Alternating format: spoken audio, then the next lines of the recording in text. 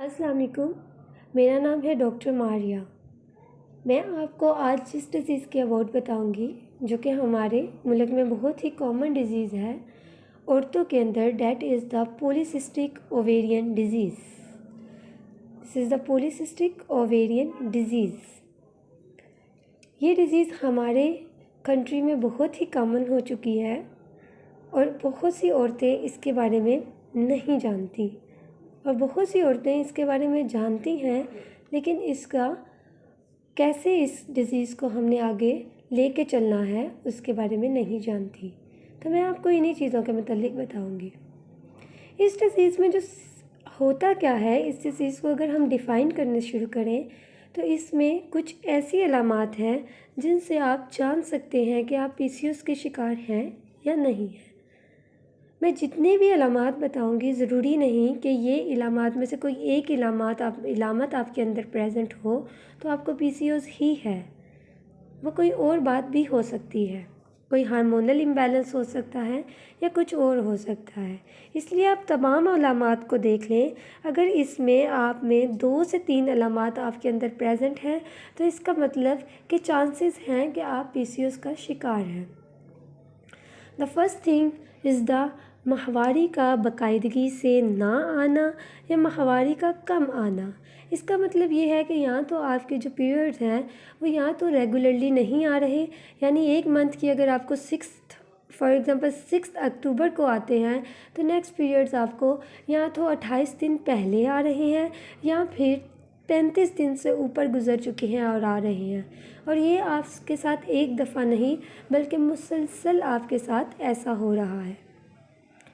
दूसरा है माहवारी का कम आना। इसका मतलब है कि आपको पीरियड्स या तो सिर्फ एक दिन आते हैं या आपके पीरियड्स 10 से 12 दिन से ऊपर चले जाते हैं और आपको हर 2 से 3 माह के बाद डेट आती है, कभी कभी 6 माह के बाद डेट आती है, कभी कभी आपको 1 माह के बाद डेट आती है। यानी आपके पीरियड्स प्रॉपर नहीं आ रहे और कम मिकदार में आ रहे हैं। नेक्स्ट, ओवरीज में थैलियों का बनना, ओवेरियन सिस्ट कहते हैं इसको, ठीक है। इसमें क्या होता है कि आपकी जो ओवरीज होती हैं उसमें फॉर एग्ज़ाम्पल ये आपकी ओवरीज हैं, उसके अंदर आपकी छोटी छोटी थैलियाँ बननी स्टार्ट हो जाती हैं। ओवेरियन सिस्ट कहते हैं इसको, नेकलेस लाइक। उसकी वजह से क्या होता है कि आपके ओवरीज के अंदर जो फोलिकल्स हैं, ये फॉर एग्ज़ाम्पल ये फोलिकल्स हैं, इसने जिस साइज़ पे ग्रो करना होता है वो ग्रो नहीं कर पाता, उससे छोटा रह सकता है, जिससे आपके फोलिकल प्रॉपर साइज़ में नहीं पहुंचते और उसकी वजह से आपके मैच्योर एग प्रोड्यूस नहीं हो रहे, ठीक है। तो दूसरी बात मैंने आपको बताई ओवेरियन सिस्ट। अभी जो तीसरी बात है जिसमें मर्दाना हार्मोन यानी एंड्रोजिन का बढ़ जाना। अब जिस्म में आपके जो फीमेल का जिस्म है, जो फीमेल बॉडी है, उसमें एंड्रोजिन जो है वो अगर ज़्यादा अमाउंट में हो जाए तो उससे क्या होता है कि उसमें कुछ मेल से मुशाबत रखती हुई चीज़ें, जिसमें जिस्म पे गैर ज़रूरी बाल आना शुरू हो जाएंगे, मुंह पे दाने निकलने शुरू हो जाएंगे, तो ये चीज़ें आने शुरू हो जाएंगी। इसलिए आपने अपना एंड्रोजिन लेवल चेक करवाने होते हैं कि जिस्म में मर्दाना हार्मोन तो नहीं बढ़ रहा। चेहरे या जिस्म पर गैर ज़रूरी बालों का आना, दाने बनना चेहरे के ऊपर, इसे एक्नी कहते हैं। वज़न का बेकदरी से बढ़ जाना, कि आपका वज़न बहुत ज़्यादा, आपका जो BMI है उससे ज़्यादा आप क्रॉस करने शुरू हो रहे हो, तो उसका मतलब है कि आप तब भी पीसीओएस का एक साइन वज़न का बढ़ जाना भी है। सर के बालों का पतला होना और उनका उतरना, जिल्द के ऊपर काले धब्बों के निशान। इसमें क्या होगा कि आपको स्किन पिगमेंटेशन स्टार्ट हो जाएगी। यहाँ आपकी जो क्रीज़ होती हैं, यानी नेक में लाइंस होती हैं, ठीक है, जहाँ जहाँ आपकी क्रीज़ लाइनें पड़ती हैं वो लाइनें आपकी काली हो जाना, उसको भी पिगमेंटेशन में ही लाएंगे। उसको एकैंथोसिस नाइग्रोकॉन्स कहते हैं। उसके बाद जिस्म में इंसुलिन की, this is very very important, जिस्म में इंसुलिन की मुज़ख्मत होता है रेजिस्टेंस, यानी आपके जिस्म में जो इंसुलिन, आपके जिस्म में एक हार्मोन होता है जो कि इंसुलिन होता है, वो आपके जिस्म में बढ़ता जा रहा है। दूसरी तरफ उसकी रेजिस्टेंस भी बढ़ती जा रही है, यानी हार्मोन तो बढ़ रहा है लेकिन वो हार्मोन जाके किसी भी सेल पे प्रॉपर एक्ट नहीं कर रहा। और इंसुलिन का क्या काम होता है कि आपकी शुगर को कंट्रोल करना। जब आपकी इंसुलिन रेजिस्टेंस बढ़ती है तो इसका मतलब है इंसुलिन अपना काम नहीं कर पा रहा और आपकी बॉडी में शुगर लेवल क्या होता है, बढ़ते जाते हैं।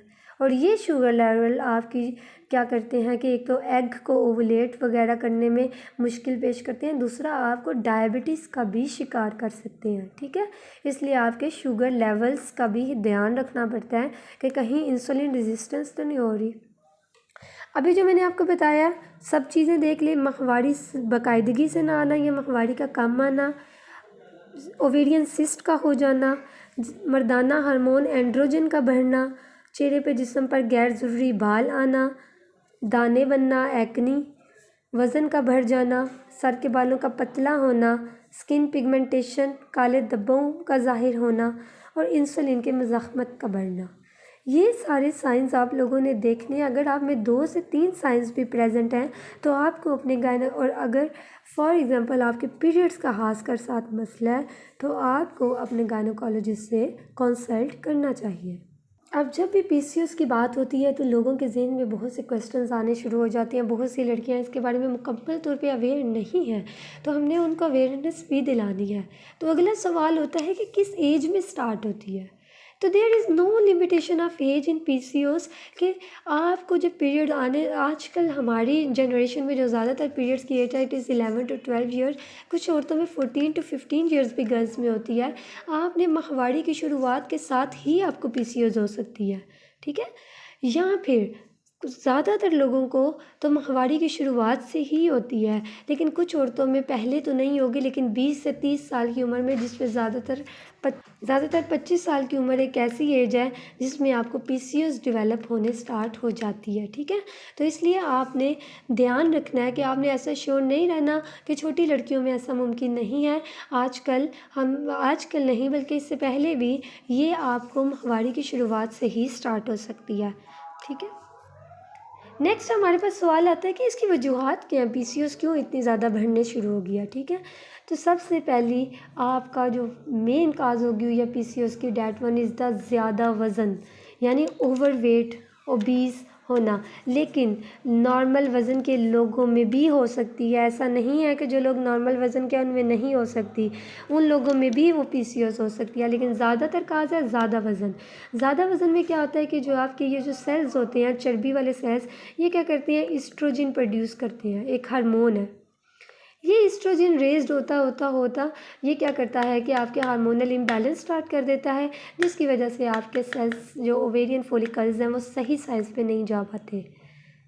दूसरा, ख़ानदान में इस बीमारी का पहले से होना, यानी आपकी बड़ी बहन को है, आपकी अम्मी को थी, आपकी दादी में थी, आपकी नानी में थी, तो चांसेस हैं कि बच्चों में हो सकती है। जेनेटिकली इसको कहते हैं कि ये जेनेटिकली लेबल्ड है कि ये जेनेटिकली ट्रांसफ़र हो सकती है। आजकल जो सबसे बड़ी वजह है पीसीओएस की वो है सही खुराक का इस्तेमाल ना करना। हम लोग process foods, process meat, process चीज़ें ले रहे हैं और that is the one of the biggest cause कि आप लोगों को पीसीओएस के, हमारी गर्ल्स को पीसीओएस के चांसेस बहुत ज़्यादा हो गए हैं। At the end of session I will tell you ये सही खुराक कौन सी है जिससे पीसीओएस के चांसेस कम होते हैं। ये मैं आपको ऑलरेडी बता चुकी हूँ। डेट वन, इंसुलिन रेजिस्टेंस का बढ़ जाना। जब आपकी इंसुलिन रेजिस्टेंस बढ़ जाती है तो वो मैं आपको पहले ही बता सकती हूँ, आपके शुगर लेवल ज़्यादा हो जाते हैं। उससे क्या होता है कि आपकी प्रॉपर जो है वो एग की ग्रोथ नहीं होती, दूसरा आपको डायबिटीज़ भी हो सकती है। और हार्मोन का बैलेंस ना होना भी बता चुकी हूँ। एंड्रोजन का बताया है जो कि मर्दाना हार्मोन। दूसरा मैंने आपको बताया है कि जब आप मोटापा होता है तो आपकी बॉडी में ईस्ट्रोजन ज़्यादा प्रोड्यूस होता है। ये होगी हमारी काजेज़, जिसमें हमने ज़्यादा वज़न, ख़ानदान में पहले से ये बीमारी है, खुराक हम सही से इस्तेमाल नहीं कर रहे, बॉडी में इंसुलिन रेजिस्टेंस बड़ी ज़्यादा है, या आपके हार्मोन्स बैलेंस नहीं है।